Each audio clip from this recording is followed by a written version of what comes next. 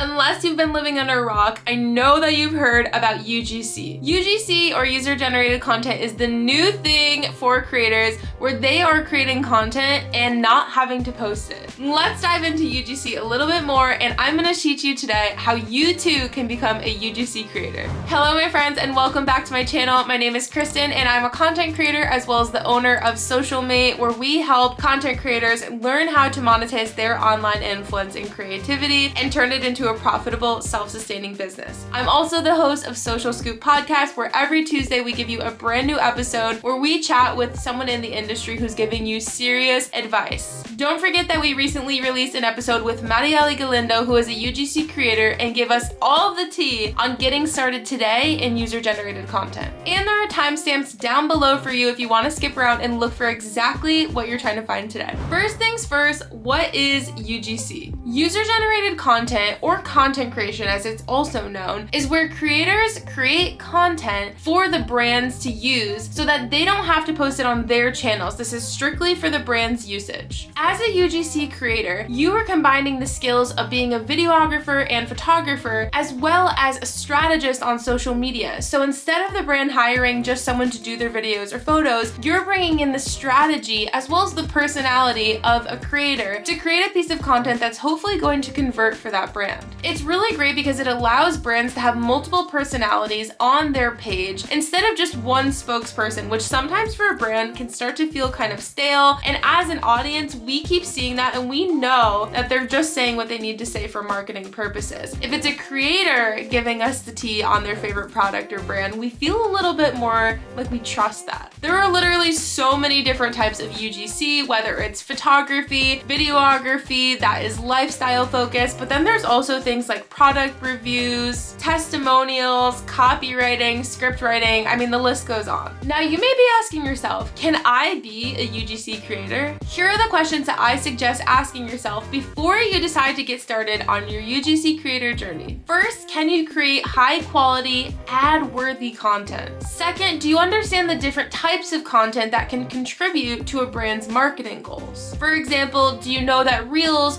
would get the most brand awareness on Instagram because that's where we typically see the most reach? Also, are you comfortable speaking with the brand to suggest types of content for their different marketing goals? Also, are you prepared to spend money on things like props or different equipment? Also, do you realize that your face is going to be used on an ad that could possibly go out to millions of people? Do you know that you may have to hustle pretty hard to get consistent jobs? Are you a self-starter who can stick to deadlines without issue? And lastly, are you creative enough that you feel like you can have different ideas for different brands so that you're not doing the same thing over again for multiple brands? Because that's not gonna fly with them. Now, what brands should you be working with as a UGC creator? There are 4 different places that I like to look for new brands to work with. First things first, your daily usage. Look around you. What are the products that you're using every single day that you know front and back and are super comfortable with? These are products that you'll be able to speak to so well and probably already have your own personal experiences that you can incorporate into your content. 2,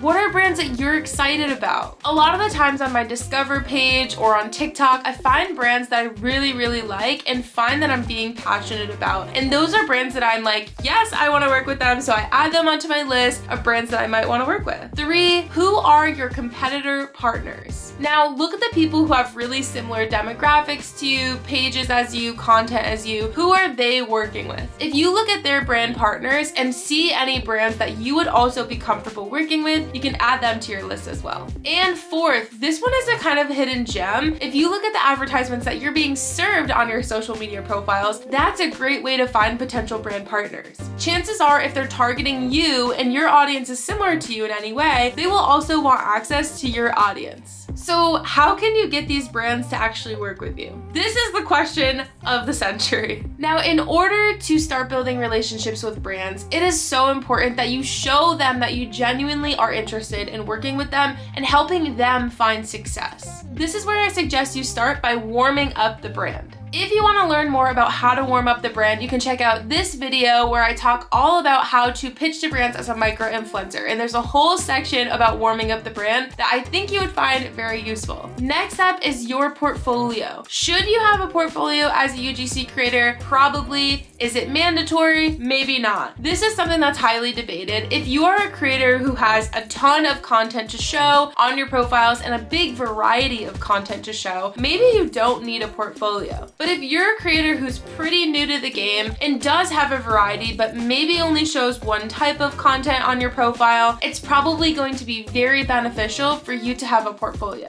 If you're looking for a step-by-step on how to create your UGC portfolio and exactly what needs to be inside of it, make sure you check out this video where we teach you how to build your UGC portfolio. Let's talk about setting your rates, because this is probably one of the most confusing parts about being a creator in general, but especially with UGC.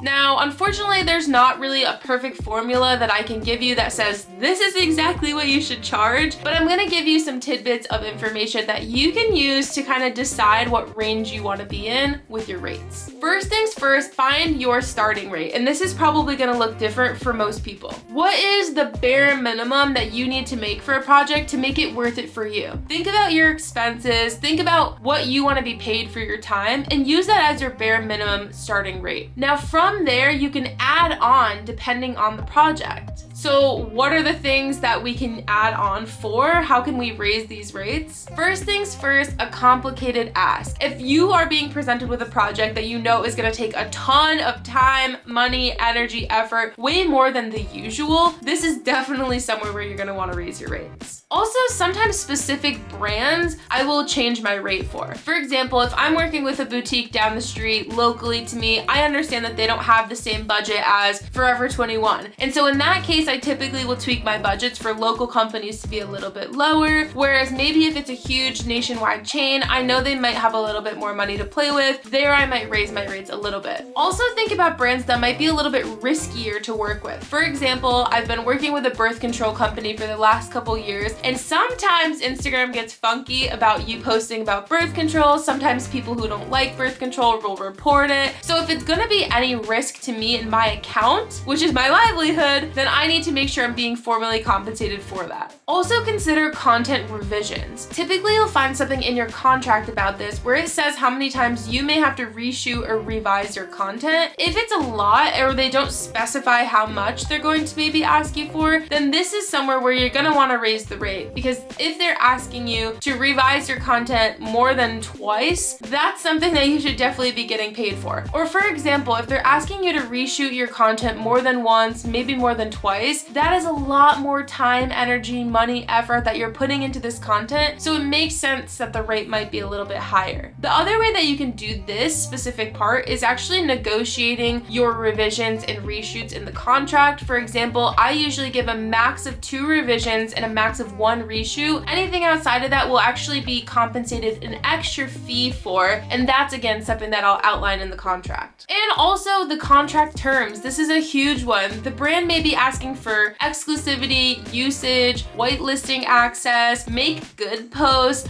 all of these different things that you might see in contracts that again are going to make the entire process longer, maybe more difficult, more tedious for you. If you have to put in more work, you should be getting paid more. Also, with things like usage or whitelisting, these are things that the brands are going to be making a lot of money off of. So if they're making more money, again, you should be making more money too. So where can you find your UGC gigs? There are actually a lot of different places, but I'm gonna share with you some of my favorites right now. First things first is Fiverr and Upwork. Both of these platforms are really great. For something like Fiverr, you can post a service and a brand can inquire about that service, whereas Upwork is the opposite. A brand posts what they're looking for and you're able to apply for that gig. Contra is another one of my favorite places. This is actually the most modern, I think, of all of the different websites that there are for UGC gigs, and I also find that a lot of really great brands are there. On Contra, you can create a portfolio website where you're able to put all of your work in there to showcase to brands. You can also do everything from top to bottom on Contra, from creating your contracts, doing all your back and forth with the brands. Literally everything happens in one place on Contra, so I really love that platform. There's also an app called Billow that that a lot of people like to use. For me, this isn't one of my favorites, but I thought it would be worth mentioning, especially if you're just getting started. It is an app only, and there's no desktop website for this, which as someone who likes to work on a computer, I don't love about this. And also I find that the flat fee rates that they're offering are typically pretty low, but if you're someone who is starting off and building their portfolio right now, this is a good way to get paid at least something while you're building up. Surprisingly, Twitter and LinkedIn are also a huge place to find UGC opportunities. Twitter especially has gone absolutely wild in the UGC community. If you type in hashtag UGC or UGC opportunities, it is literally overwhelming how many different things you're gonna be faced with. So this, I think you have to be mentally prepared to get into. You're also gonna have to do a lot more digging, but if that's worth it for you, Twitter and LinkedIn are great places for this. And lastly, if you're someone who's already been working with brands, maybe you're already an influencer or content creator and you're getting into UGC, try and work with your current brand partners. Especially if you already have a great rapport with these companies, why would you not want to work with the companies that you already know and love, and they already know and love you and your work style? It's a lot easier of a way to slide in and hopefully get more jobs. Typically what I like to do if I'm working on a sponsored capacity with a brand, I'll actually ask them if they want to add in any UGC since I'm already going to be shooting the content. Most of the time, they'll add on at least a couple photos, maybe a video or two, but it's a great way to up your ticket price with each company that you're working with.